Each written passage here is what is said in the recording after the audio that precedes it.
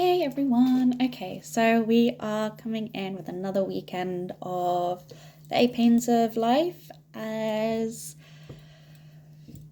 foretold by Buddhist scripture. With a Halloween twist! No, we're not doing a Halloween twist. We're not even doing a Dios los Muertos twist. Maybe we are. And Samhain's, hey! Okay, so this week, the pain is death.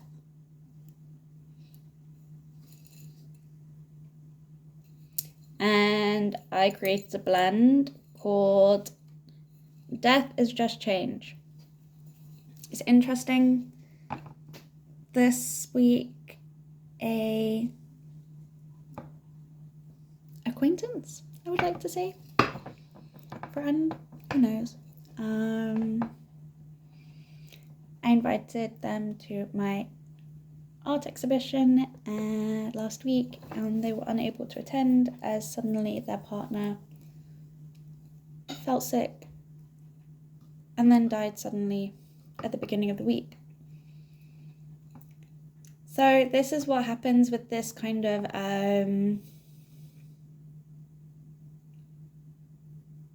another friend said, like, quantum movements, quantum healing. Am I being healed? Am I facilitating a healing? Am I opening up the portal to the chapter of something is going to happen?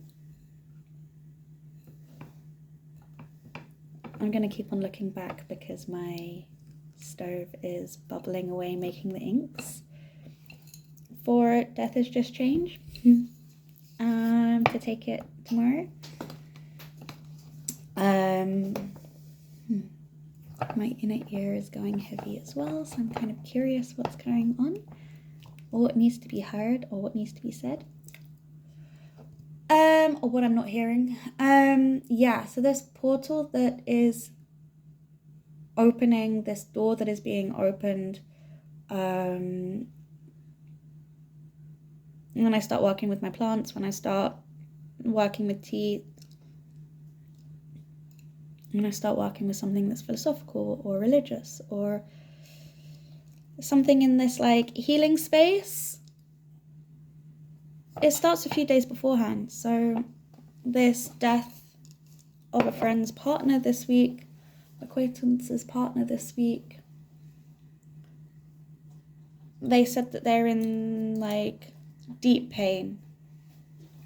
And deep pain is crushing, like it squeezes you, everything contracts and like goes inside, and then there's like this of the expression of the pain. And so for me,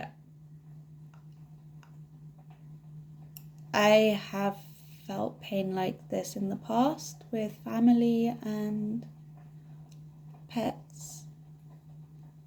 Maybe the pets are even more than the family members, actually. And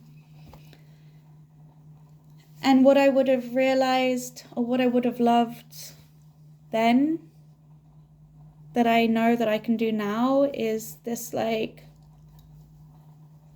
warmth on my chest and holding my liver for that anger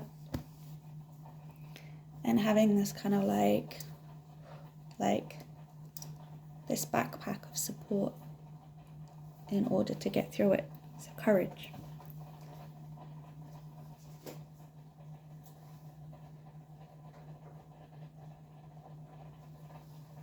This ink is very brown. I wonder why. I can't remember what's in the ingredients, so I'm very curious to see.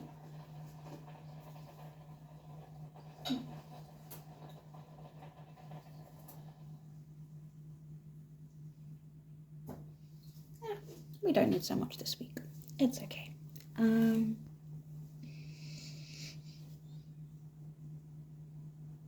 The warmth and the coldness. Pain is cold. So how can you stay open? I also said that with the sudden death, to remember about their soul. It's not just about you, it's about them as well. Their soul also needs a hand being held. The release of the cords being cut from this realm to another realm. So poetic during Halloween when the veil between the realms is open, lifted. We can see into the stage of what's going on with the theatre of life and death and all the other realms. Just pulled the curtain. Wee, hello. What's going on in here? Okay. And so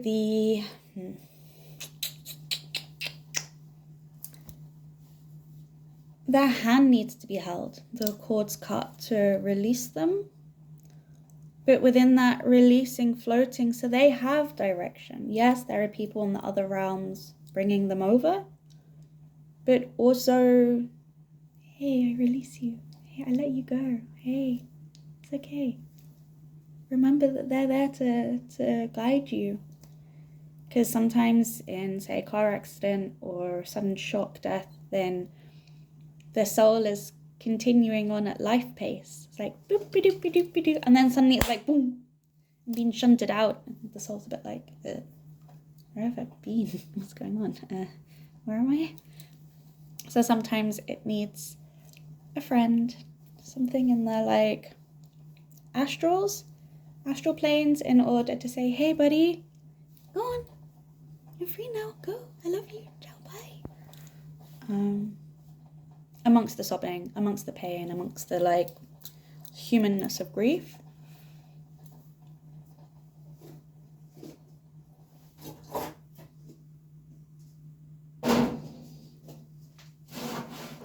Remember that they also need something. So I reminded my acquaintance friend to talk to her partner's soul. Like, hey dude, you're okay. How are you doing? Is everything okay? Talk to me in dream state if you need to. I'm here if you need to communicate. I love you. There's still love. Our souls are connected somehow. I release you. And I give you the strength. Give you the guidance. For their soul correction. For all of their lessons that need to be done in this in-between time. Between they choose to leave to when they can go into the next thing.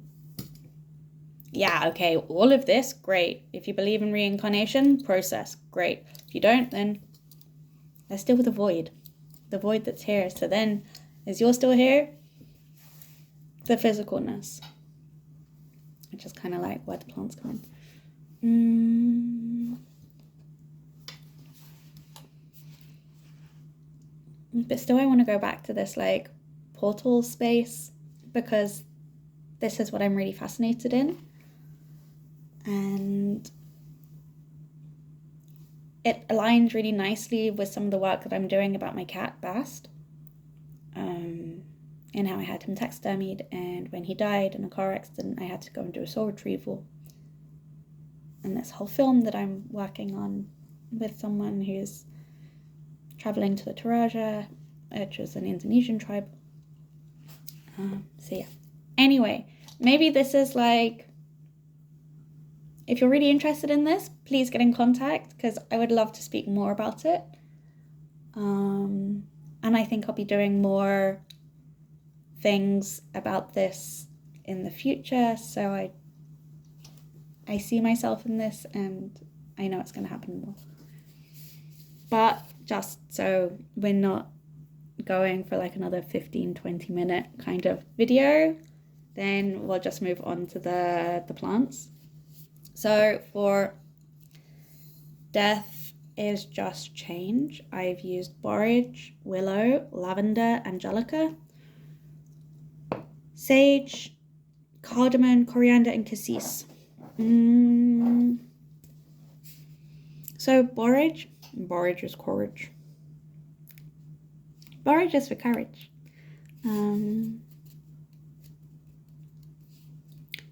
I cannot remember the exact chemical component, but borage is part of the cucumber family, and because of the tiny little hairs on it, it helps to flush out and clean the system, but it also has a chemical compound that is really good to help the stomach lining and to give strength back to the stomach lining, so giving us courage, like supporting our gut, like our gut strength. Our gut and our stomach is the powerhouse, you know, like courage in the courage chakra in the solar plexus, and then the sacral, which is kind of like our powerhouse, so the lower abdomen and large intestine, where we get most of our nutrients from, and then into the root and the sacral chakra, where we're like rooted and grounded in this. So all of these three work together to give us strength and courage, even though courage seems to be more on the top. Also, if you look at borage, it just keeps on bringing flowers at the top. So it's almost like working on the stomach to fortify and give strength, which can then come up into the higher chakras, so the thoughts, the ideas, the communication, what we're seeing, and how our heart feels. Once we fortify the lower, then that leads up into the higher. Willow is to soften the bitterness. Well, it is bitter, so it reminds us of the bitterness. A bit like in Judaism, when during Passover you eat the bitter herbs on the Seder night to remind us of the bitterness and the sadness of having to leave Egypt and our homes back in the day. And so I like to work with bitters because it reminds us of the bitterness and it reminds us of the duality. And if we have bitter, then we can be even more grateful for the happiness, and also we need to be grateful for the bitterness in our lives. So it reminds us of the bitterness and the resentment.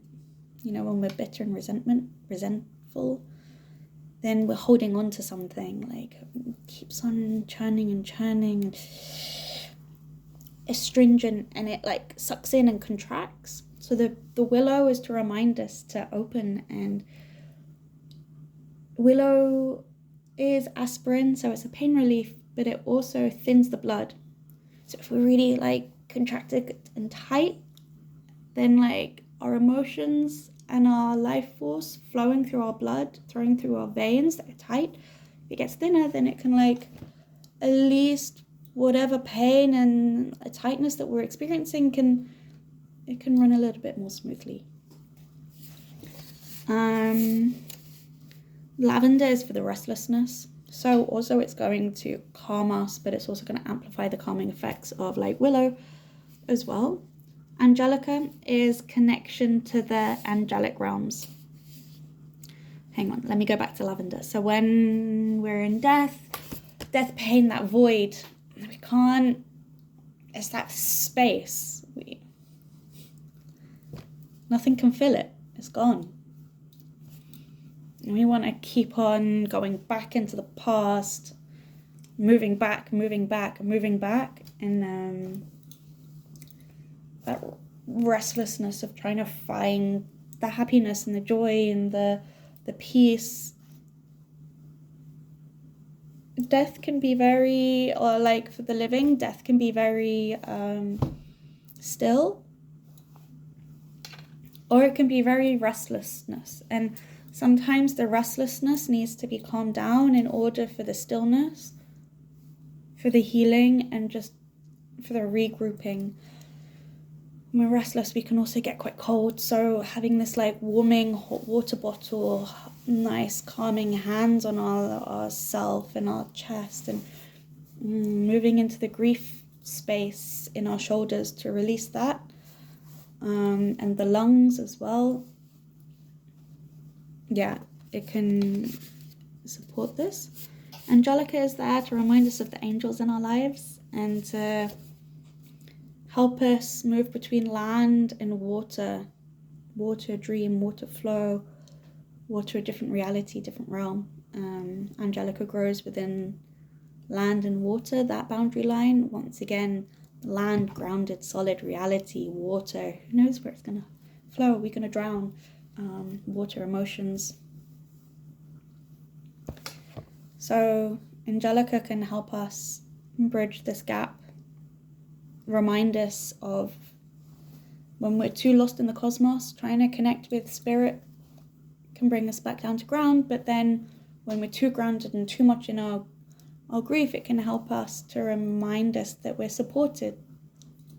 It can also help us to communicate. So in this email to my acquaintance, I said to them, yes, okay, be there for their soul, but also ask them for signs. Spirit can take over birds and think little small things that fly very easily. Insects are very good. Dragonfly, butterfly. It's weird because it's October now, November, and we are in Northern Hemisphere. And Northern Hemisphere, these small little things, it's too windy, too cold for them, so their life cycles are closing. And if we see them now, then it's really like, well, that's strange. Okay, so it's a sign. Anything that seems out of place is a sign. The words that hit louder, it's a sign. So in this email I said, ask for signs, ask for songs, ask for words, ask for like birds, robins, like robins popping up that you don't normally have a robin, blackbirds, magpies with the lovers, blackbirds with the lovers.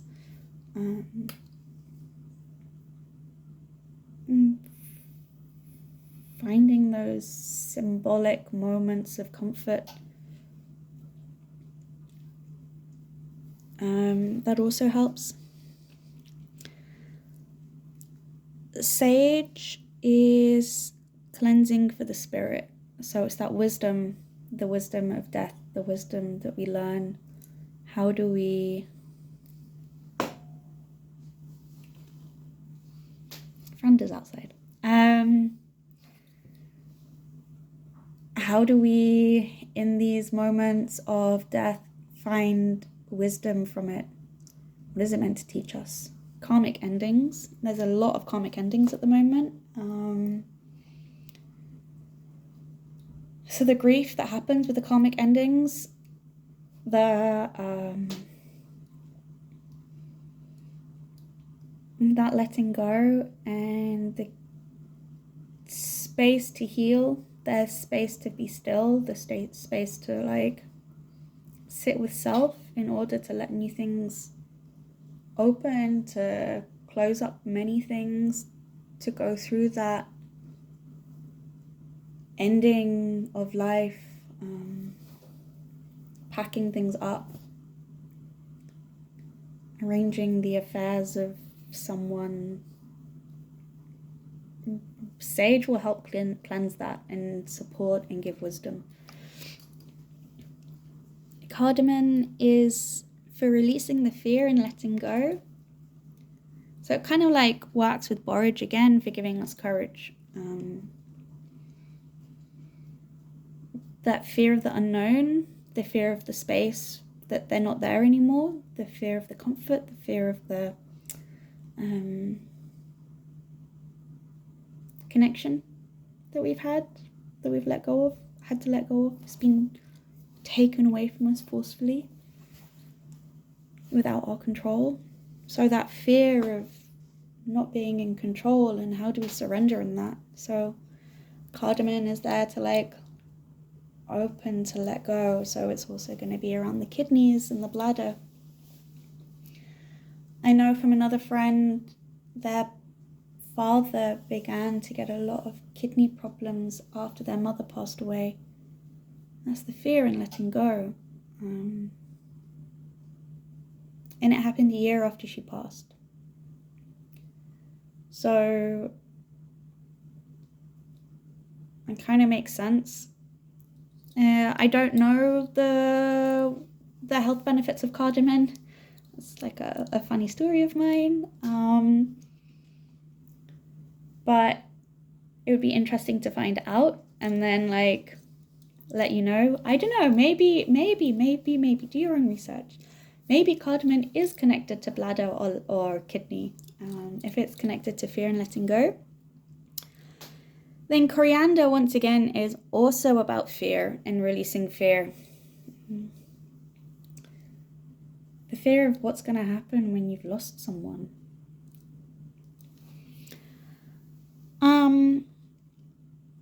Other cassis is also something that I added in my bast tea. Excuse me, bast is my taxidermied cat, as everybody knows by now. And I made a tea called Bast the Cat that is inspired by the herbs that I already have that can be used for mummification rituals in ancient Egypt after doing my research. And cassis,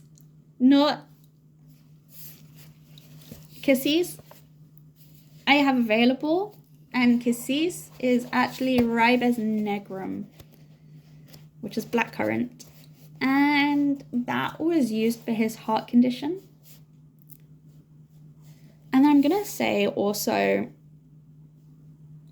3 others that I haven't put in this specific blend, but I want to put into this blend are cassia. So this is definitely used in the mummification. Cassis is like remembering. The association, word games. Cassia is like fake cinnamon. You've got Ceylon, which is the bark, the very, very thin. And then you've got cassis, cassia even. Sorry, I always confuse these two, but it's okay. The cassia is like the fake cinnamon that's like the big bark that just comes off. And then as it dries, it rolls. And that's why there's the confusion or the like fakeness, where you've got like the really thick bark that's just like a thin curl, and people are like, oh, I've got real cinnamon. No. The really, really, really, really, really thin rolled is Ceylon. The thick, anyway, doesn't matter, is cassia. And cassia was used in ancient Egyptian times, because they didn't have Ceylon, to help with mummification purposes. I don't know why. I can't remember why. It's not here right now. It's probably like back here right now, and I'm just putting it in here. And then also orange is once again to dissipate fear and receive love. It's also very refreshing. So once I've definitely noticed with people who've been around death that it gets stagnant.